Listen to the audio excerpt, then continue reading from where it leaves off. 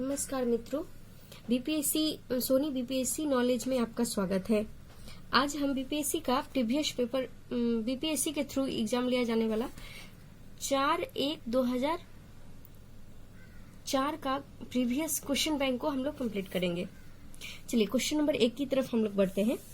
उड़ीसा का उच्च न्यायालय कौन सा है, मतलब कहाँ है? ऑप्शन ये तो आप देख ही रहे हैं, भुवनेश्वर में, कटक में, कोलकाता में, चांदीपुर में, तो कटक में है। उड़ीसा का उच्च न्यायालय कहाँ है? तो कटक में। क्वेश्चन नंबर 2, वह कौन सा देश है जहां पर मृत शरीर को हजारों साल संरक्षित रखा जाता है? तो मिस्र में। वह कौन सा देश है जहां पर मृत शरीर को हजारों साल तक संरक्षित रखा जाता है? मिस्र। रूस में कब क्रांति हुई? तो 1917 में। रूसी क्रांति 1917 में हुई। फ्रांसीसी क्रांति 1989 में और चीनी क्रांति 1911 में। चलिए आगे की तरफ बढ़ते हैं। निम्नलिखित में से कौन किसी पूर्व प्रधानमंत्री की पुत्री नहीं है? तो इंदिरा गांधी है, शेख हसीना है, बेनजीर भुट्टो है, श्री माँ भंडार नायके खुद पूरे विश्व में श्रीलंका की प्रथम महिला प्रधानमंत्री थी, तो ये नहीं है। बेनजीर भुट्टो भी है, जुल्फिकार अली भुट्टो की बेटी, इंदिरा गांधी यानी जवाहरलाल नेहरू जी की बेटी, शेख हसीना, तो शेख हसीना भी है। चलिए आगे की तरफ बढ़ते हैं। क्वेश्चन नंबर 5, भारत के प्रथम स्वतंत्रता संग्राम का पहला शहीद किसे माना जाता है? तो मंगल पांडे को। देखिए बैरकपुर में 10 मई 1857 की क्रांति होने से पहले ही ये मंगल पांडे जी को समय से पहले जो एक तारीख घोषित किया जाता है उसे पहले ही इनको फांसी पे लटका दिया जाता है, तो इनका आंसर मंगल पांडे है। और ये 34वीं इन्फेंट्री इनका जो ये जिससे बिलोंग करते थे उनका नाम था 34 इन्फेंट्री, और 1897 में एनफील्ड राइफल का प्रयोग किया गया था। एनफील्ड राइफल का नाम है एनफील्ड। चलिए आगे की तरफ। भारत में केंद्रीय बैंकों की देखभाल कौन सी बैंक करती है?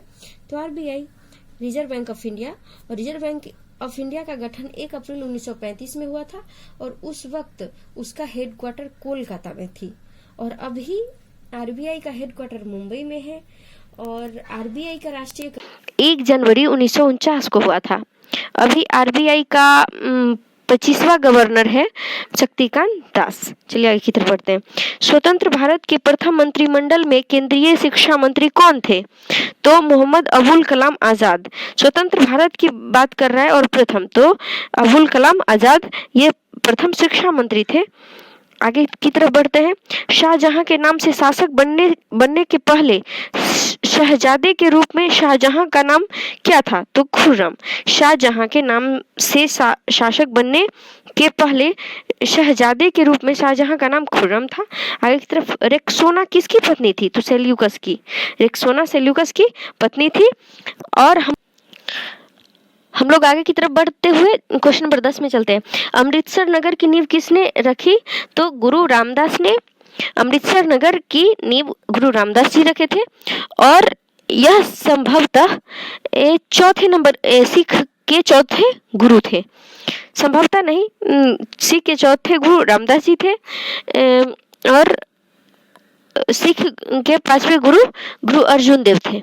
चलिए, सोमनाथ मंदिर पर प्रथम आक्रमण किसने किया था? तो महमूद गजनी ने 1025 ईसा पूर्व यानी 1025 एडी में 1025 एडी में मोहम्मद गजनी ने किया था। और इसका प्रथम आक्रमण 1001 ईस्वी में था, लेकिन सबसे चर्चित कहिएगा तो महमूद यही होगा सोमनाथ मंदिर पर। अब कहिएगा कि सोमनाथ मंदिर कौन से राज्य में है? तो ये गुजरात में है। आगे की तरफ बढ़ते हैं। रामकृष्ण मिशन के संस्थापक कौन थे? तो स्वामी विवेकानंद। अरे भैया, आपके पास विवेक रहेगा तब ना आप किसी चीज का मिशन रखिएगा। तो रामकृष्ण मिशन रह लगा हुआ, रामकृष्ण और मिशन, तो स्वामी विवेकानंद। विवेक ये हमेशा माइंड में रखिएगा, विवेकानंद। चलिए आगे की तरफ। स्वराज हमारा जन्म सिद्ध अधिकार है और हम इसे लेकर रहेंगे, यह किसका नारा है? तो यह बीजी तिलक का है।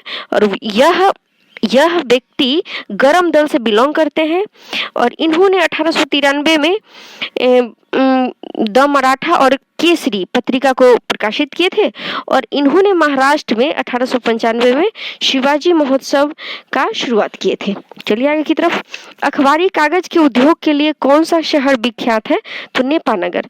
नेपानगर अखबारी कागज के उद्योग के लिए विख्यात है। यदि राष्ट्रपति तथा उपराष्ट्रपति दोनों देश के बाहर हो तो उस स्थिति में उनके कार्यभार को कौन ग्रहण करेगा? तो सर्वोच्च न्यायालय का प्रधान न्यायाधीश यानी supreme chief justice of India. तो अभी चीफ जस्टिस ऑफ इंडिया कौन है? तो शरद अरविंद बोबड़े। अभी शरद अरविंद बोबड़े और यह 47वें नंबर के हैं, चीफ जस्टिस ऑफ इंडिया है। चलिए आगे की तरफ बढ़ते हैं। क्वेश्चन नंबर 16 है, वन अनुसंधान संस्थान कहाँ है? तो देहरादून है और देहरादून उत्तराखंड की राजधानी है। फूलों की घाटी चमोली उत्तराखंड में ही स्थित है। जिम कॉर्बेट राष्ट्रीय उद्यान भी उत्तराखंड में ही स्थित है। आगे की तरफ बढ़ते हैं। निम्न में से सबसे अधिक मात्रा में दूध व मक्खन उत्पन्न करने वाला देश कौन है? तो डेनमार्क। ये देखिए, ये डाटा चेंज भी हो सकता है क्योंकि ये करंट का है। चलिए, यूनेस्को संस्था काम करती है। यूनेस्को संस्था काम करती है, ऑप्शन इसमें ले लीजिए, बेरोजगारी क्षेत्र में, उद्योग के क्षेत्र में, जन जागरूकता में और शिक्षा के क्षेत्र में। तो यूनेस्को शिक्षा के क्षेत्र में ही काम करती है। यूनेस्को शिक्षा के क्षेत्र में ही काम करती है। क्वेश्चन नंबर 19, ग्रीन हाउस के प्रभाव से बाहर वायुमंडल कौन है? बाहर वायुमंडल गर्म हो जाता है। Green house. क्वेश्चन नंबर 20 है, उर्वशी काव्य किस कवि की रचना है? तो रामधारी सिंह दिनकर जी का है उर्वशी। रामधारी सिंह दिनकर का है उर्वशी। और रामधारी सिंह दिनकर जी ये बिहार से बिलोंग करते हैं। चलिए आगे की तरफ। क्वेश्चन नंबर 21 है, निम्नलिखित में से कौन से ग्रंथ के रचयिता सूर्यकांत त्रिपाठी निराला है? तो इनका बुक का नाम है आराधना। चलिए आगे की ओर। आन का मान क्या है? तो नाटक संग्रह है। आन का मान एक नाटक का संग्रह है। क्वेश्चन नंबर 23 है, साहित्यिक रचनाओं के प्रकाशित संकलन को क्या कहते हैं? तो संग्रह। साहित्यिक रचनाओं के प्रकाशित संकलन को संग्रह कहते हैं। क्वेश्चन नंबर 24 है, अधिकारों की प्राप्ति हेतु किया गया संगठन क्या कहलाता है? तो संघ। अधिकारों की प्राप्ति हेतु किया गया संगठन संघ कहलाता है। सार्क SAARC में कितने सदस्य हैं? तो 8 हैं। क्वेश्चन नंबर 26, कलिंग पुरस्कार किस राज्य द्वारा प्रदान किया जाता है? तो उड़ीसा के द्वारा। और कलिंग से रिलेटेड बातें बताऊं तो कलिंग की राजधानी तोसली थी और 261 ईस्वी में कलिंग का राजा अशोक हुआ करते थे। यानी कलिंग का युद्ध 261 BC में हुआ था। और इसी वक्त अशोक का हृदय परिवर्तन भी हुआ था और इन्होंने काटमार की दुनिया को छोड़ करके बौद्ध धर्म को अपनाया। चलिए क्वेश्चन नंबर 27 में, किस राष्ट्रपति की मृत्यु उनके शासनकाल में ही हो गई थी? तो फरुखदीन अली अहमद की। फरुखदीन अली अहमद ये असम से बिलोंग करते थे और ये प्रथम राष्ट्रपति थे जो पूर्वोत्तर भारत के थे। और जब 1975 में 1975 की बात है, इंदिरा गांधी जब इमरजेंसी लगाई थी तो उस वक्त राष्ट्रपति यही थे, फरुखदीन अली अहमद जी। और रातों रात इनके द्वारा सिग्नेचर करवाया गया, रातों रात इमरजेंसी की घोषणा की गई। क्वेश्चन नंबर 28, मुख्य निर्वाचन आयुक्त निम्नलिखित में से कौन है? अभी MS गिल अभी कुछ ये अभी की बात की जाए तो अभी chief election commission of India ये सुनील अरोड़ा जी हैं।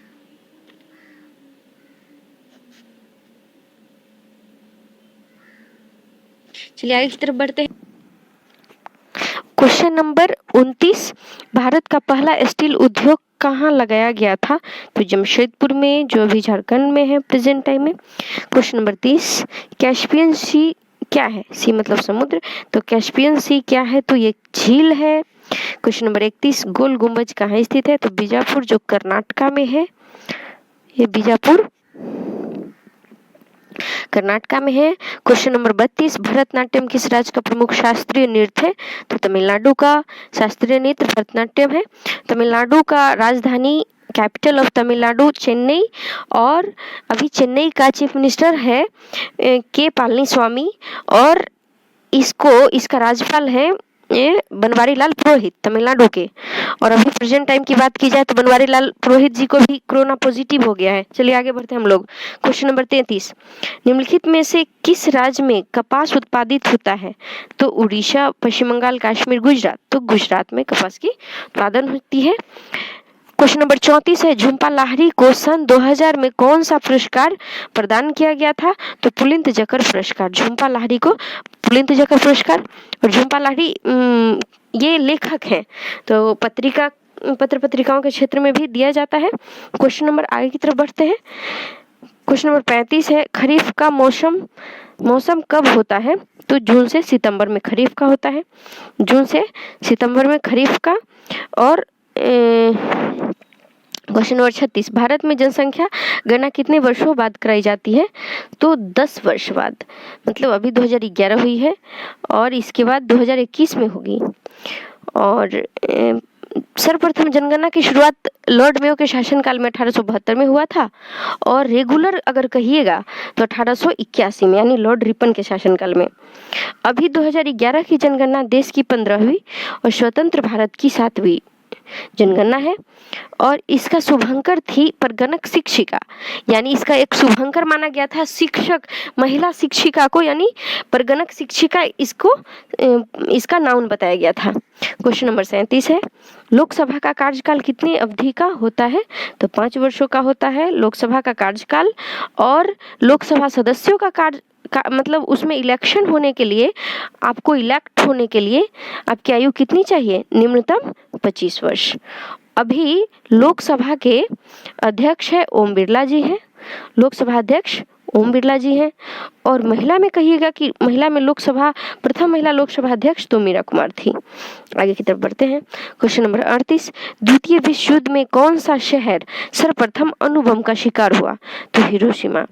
ये हिरोशिमा और नागासाकी दोनों जापान का ही पार्ट है, और हिरोशिमा पे सर्वप्रथम यानी 6 अगस्त 1945 को, और नागासाकी पे 9 अगस्त 1945 को।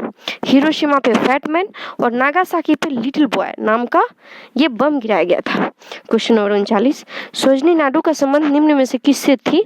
तो भारतीय राष्ट्रीय कांग्रेस, यानी सरोजिनी नायडू को भारत का पुरुष होने का दर्जा प्राप्त है। उनको ऐसी संज्ञा दिया गया था कि ये महिला नहीं बल्कि भारत की पुरुष है, और पूरे भारतवर्ष में अगर प्रथम महिला मुख्यमंत्री का दर्जा प्राप्त है तो इन्हीं को है, और ये उत्तर प्रदेश की मुख्यमंत्री बनी थी। क्वेश्चन नंबर 40 है, सिंधु घाटी के लोगों के व्यापारिक संबंध किससे थे? तो मेसोपोटामिया। सिंधु घाटी के लोगों के व्यापारिक संबंध मेसोपोटामिया से था। चलिए क्वेश्चन नंबर 41 है, किसके काल में बौद्ध धर्म राजधर्म था? तो अशोक के।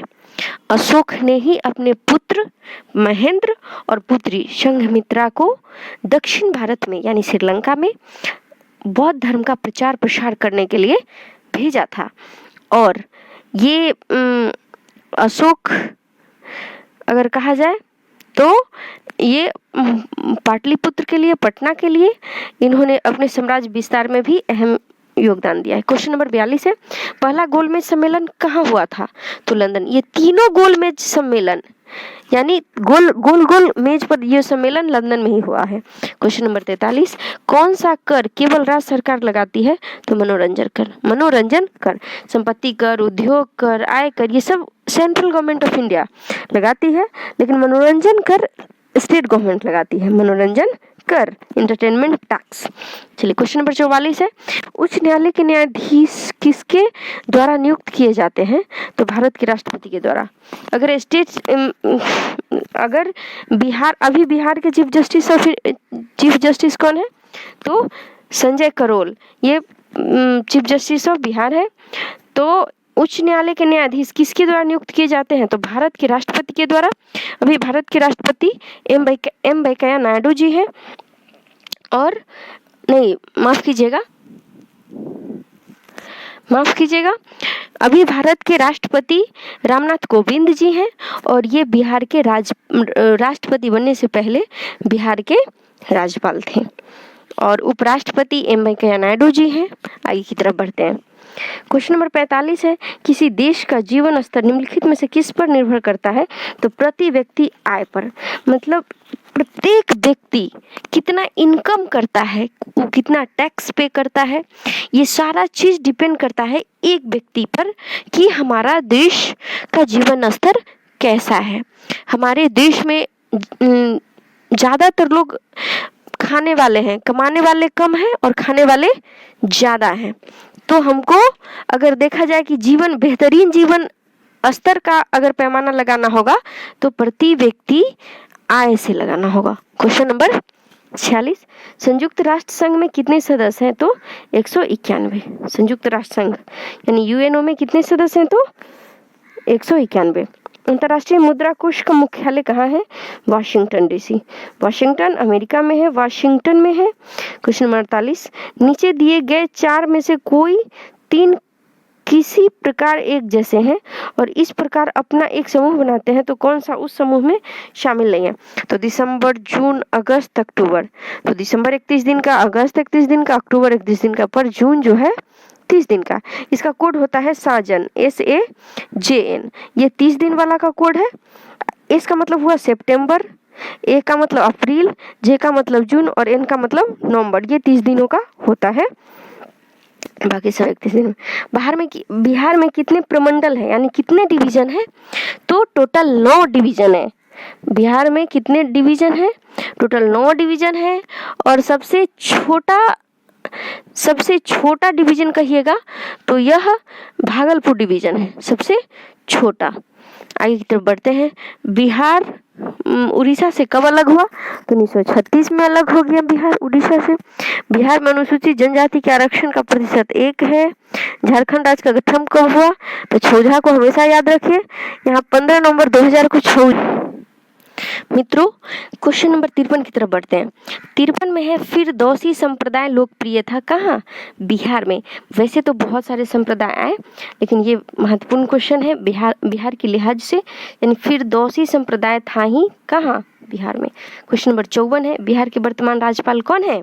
तो फगू चौहान है। ये उस वक्त का डाटा है, अभी कहिएगा तो फगू चौहान जी हैं बिहार के राज्यपाल, फगू चौहान। और चीफ मिनिस्टर ऑफ बिहार कौन है जी?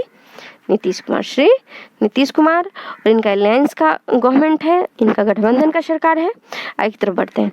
क्वेश्चन नंबर 55, बिहार में जिलों की कुल संख्या अभी 38 है और 38वां जिला कौन है? अरवल। 38वां जिला अरवल है। तो जिलों की संख्या 38 है, प्रमंडल 9 है। आगे की तरफ बढ़ते हैं। 56, निम्नलिखित में से कौन सी धातु सबसे भारी धातु है? तो ये देखिए ऑप्शन वाइज वाला सवाल है, सोना, चांदी, तांबा, लोहा। तो इन चारों में देखा जाए तो सोना सबसे भारी धातु है। एंड क्वेश्चन नंबर 57, एंथ्रेक्स क्या है? तो ये जीवाणु है। एंथ्रेक्स क्या है? जीवाणु है। 58, डेंगू बुखार किससे फैलता है? तो मच्छर से फैलता है। और डेंगू में क्या होता है कि प्लेटलेट्स की संख्या एक घट जाती है। इसमें आपको अगर ऐसा हुआ तो सडन प्लेटलेट्स की संख्या घट जाती है और यहाँ तक कि व्यक्ति की मृत्यु भी हो जाती है। क्वेश्चन नंबर 59 है, निम्न में से किस वैज्ञानिक ने द्रवों के उछाल संबंधी नियम यानी डिस्प्लेसमेंट थ्योरी का प्रतिपादन किया था? तो आर्किमिडीज। देखिए द्रवों के उछाल का सिद्धांत, देखिए क्वेश्चन थोड़ा सा डिफरेंट, इसका जो लैंग्वेज है वो उसको समझना पड़ेगा। डिस्प्लेसमेंट थ्योरी किसने प्रतिपादन किया था? तो आर्किमिडीज ने। क्वेश्चन नंबर 60 है, गैसों का दाब निम्नलिखित में से किससे मापा जाता है? तो मैनोमीटर। गैसों का दाब मैनोमीटर से मापा जाता है। किस प्रकार के दृष्टि दोष के लिए अवतल लेंस यानी कॉन्केव लेंस का उपयोग किया जाता है? तो निकट दृष्टि दोष। देखिए मित्रों, इसमें निकट 3 है ना, 3 शब्द है कि नहीं? अगर 3 शब्द है और यही आएगा अवतल, यानी 4 शब्द ये हुआ और 3 शब्द ये, यानी इसको अगर देखा जाए तो हम लोग इसको कोड भाषा में बोल सकते हैं 3 बराबर 4 और 4 बराबर 4, यानी अवतल लेंस। इसको अगर इंग्लिश में कभी कभी परीक्षा में आ जाती है कि निकट दृष्टि दोष को हम इंग्लिश में मायोपिया कहते हैं, मायोपिया। ये 4 अक्षर है, 1 2 3 4, यानी 4 बराबर 4 और 3 बराबर 4, यानी निकट दृष्टि दोष में अवतल लेंस का प्रयोग किया जाता है। ये कोशिश कीजिएगा, फोर्स नहीं है कि आप इस कोड वर्ड में ही याद रखिए, लेकिन अगर परीक्षा में बार बार कंफ्यूजन होने की चांसेस होती है तो आप ऐसा रख सकते हैं। क्वेश्चन नंबर 62 है, गन्ने का रासायनिक रूप क्या है? तो सुक्रोज। गन्ने का रासायनिक रूप क्या है? तो